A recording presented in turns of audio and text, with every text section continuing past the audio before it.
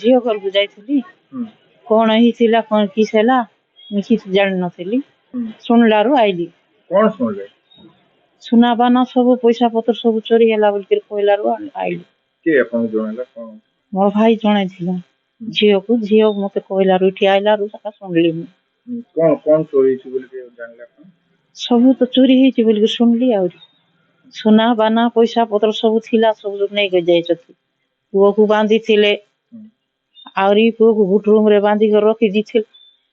ମୋର ବୋଉ ଆସିକର କହିଲାରୁ ଜାଣିଲି। ଖଣ୍ଡା କାତି ସବୁ ତ ଛାଡିଛନ୍ତି ସବୁ। କେତେ ଲୋକ ପଶିଥିଲେ କେତେ ଲୋକ ନାହିଁ। ମୁଇଁ ତ ନଥିଲି, ଜଗଦଲପୁରରେ ଯାଇଥିଲି।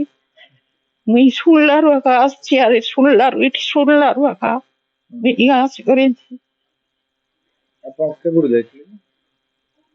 ମୁଇଁ 3 ତାରିଖରେ ଯାଇଥିଲି। ଝିଅ ଘରକୁ ଯାଇଥିଲି 3 ତାରିଖରେ। ସେଠି ଆଗ ରହିଥିଲି। ଆଇବି ବୋଲିଲାରୁ 2 ଦିନ ବୋଲିଲାରୁ ଆଇଲି ନାହିଁ। ସେଟା ପାଇଁ ରହିଯାଇଛି। ରାତି ଦେଖନ୍ତୁ ଘଣ୍ଟେ ଅଧେ ଭିତରେ ମୁଁ ଜଣେ ଶୋଇଥିଲି, ମା ନଥିଲେ, ଜଗଦଲପୁର ଯାଇଥିଲେ। ଆଉ ଫାଷ୍ଟ 4 ଜଣ କବାଟ ଭାଙ୍ଗିକି ମତେ ଆଟାକ୍ କଲେ। ତାପରେ ମୁଁ ପାଟି କଲାରୁ ଆଉ 2 ଜଣ ଆଇଲେ। ଟୋଟାଲ 6 ଜଣ ମତେ ମରାପିଟା ବି କଲେ। ଆଉ ପାଟି କଲେ ଭୁଷି ଦେବୁ, ହାଣିଦେବୁ, ମାରିଦେବୁ ବୋଲିକିରି ବେକରେ ବି ଛୁରୀ ଲଗେଇଛନ୍ତି। ଆଉ କେସ୍ ନେଇଛନ୍ତି।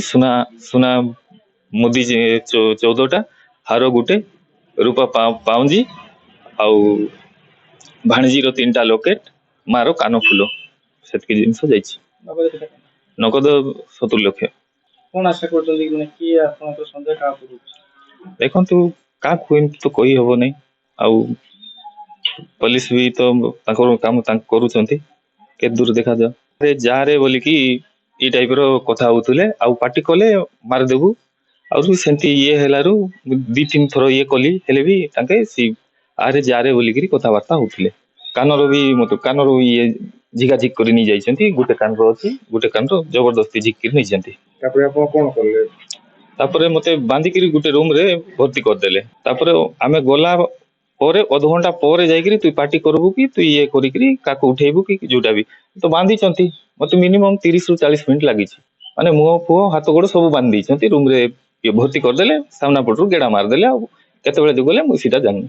ତାପରେ ମୁଁ ଟ୍ରାଏ କରିକି ନିଜେ କରିକିରି ତାପରେ ହାତ ଗୋଡ ବାହାର କରିକିରି ତାପରେ ଭାଉଜ ମାନଙ୍କୁ ଡାକିକିରି ସବୁ ମତେ କଲେ ପଛେ।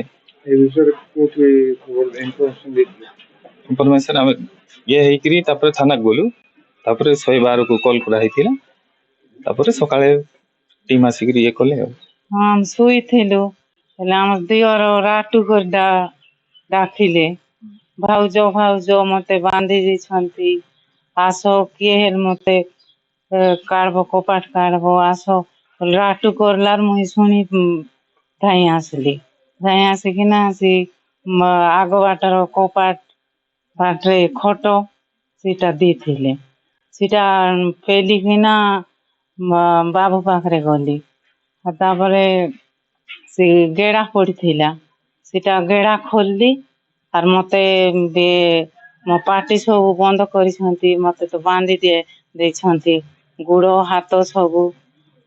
ଆଉ କହିଲାରୁ ମୁଇଁ ସେ କପାଟ ଖୋଲିକିନା ତାମାନଙ୍କୁ କାଢିଲି। କେତେ ଲୋକ ଆସିଥିଲେ କହିଥିଲେ? 6 ଜଣ ପଶିଥିଲେ ଘରେ। ଆଗରେ 2 ଜଣ ପଶିଲେ, ତାପରେ ଆଉ 2 ଜଣ, ଆଉ ତାପରେ ଆଉ 2 ଜଣ, 6 ଜଣ ପଶିଥିଲେ ଘରେ। କଣ କିଛି ଦେଖେଇଥିଲେ? କଣ କିଛି ଦେଖେଇକି ନେଇଥିଲେ? ଚାକୁ, ଖଣ୍ଡା, କାଟି? ହଁ, ଚକୁ ଅଛି, ଖଣ୍ଡା ଅଛି, ରଡ ଅଛି, ସବୁ ଅଛି ଘରେ। କଣ କଣ ନେଇଥିଲେ? ଘରର ଜିନିଷ। କଣ ନେଇଥିଲେ ଜାଣିବାକୁ ପାଇଲେ? ଘରର ଜିନିଷ ତ ଦେଖିଲି, ସବୁ କିଛି ଘରେ ନାହିଁ। ସବୁ ଫିଙ୍ଗା ଫାପଡା କରି ସବୁ ନେଇଯାଇଛନ୍ତି। ଗୋଡରେ 2ଟା ଯାକ ଗୋଡରେ ସବୁ ଖୋଲି ଦେଇଛନ୍ତି। ସବୁ ଶାଢୀ ପଟା ସବୁ ଯାହା ଥିଲା ସବୁ ନେଇଛନ୍ତି। କିଛି ନାହିଁ ଘରେ ଆଉ। ପଇସା କିଛି ନେଇଛନ୍ତି? ପଇସା ପତ୍ର କିଛି ନାହିଁ ଘରେ। କେତେ କଣ ନେଇଛନ୍ତି? ସବୁ ରଖଲା ଟା ବୋଲେ ବିଏରେ କେମିତି କହିହବ ନା। ସବୁ ତ ନେଇଯାଇଛନ୍ତି ଥିଲାଟା। ଆଉ ତ ଘରେ କିଛି ନାହିଁ। ଗତ 23 ଫେବୃଆରୀରେ नवरंगपुर जिला उमरकोट थाना कसिनी आंब गाँव गोटे डकैती केस रिपोर्ट होता रिपोर्ट अनुଯାयी बिना धारा 331+4 310+2 रे केस रजिस्ट्रेशन होती केस तदंत चली एसपी निर्देशक एसपी नवरंगपुर निर्देशक क्रमे गोटे स्पेशल टीम गठन होती एसडीपी उमरकोट लीडरशिप रे से क्रम आम 7 जन को अरेस्ट कर अराउंड 21,33,000 रिकवर होती गोटे एटिया कार गोटे स्कूटी आउ चोरी थी सुनागणा रिकवर कराई से आज कोर्ट फरार करा एक्चुअली केते टଙ୍କା चोरी ହେଇଥିଲା ଆଉ କେତେ ଟଙ୍କା ରିକଭର अराउंड 70 लाख रिपोर्ट होता आमे पाखापाखि 22 लाख रिकवर कर सर जो डकैत जन धरा पड़ते से माने पूर्व भी संस्कृत असंत ना नहीं सर डकैत नहीं केस इन्वेस्टिगेशन चली आगु कहला हमर जन सर ये टीम के सर गोटे टीम गठन कराइला एसपी अमर को लीडरशिप रे पूर्ण धरा पड़े सर तार इन्वेस्टिगेशन चली हम जान सर ये जो डकैत और केते जन असंत ना एतिए सर चली इन्वेस्टिगेशन चली जहां गवर्नमेंट जहां आसबा हमर जन सर जेति टଙ୍କା रिकवर है आउ रिकवर हबो ना कोन सर चली तदन चली आसको जना पड़िबा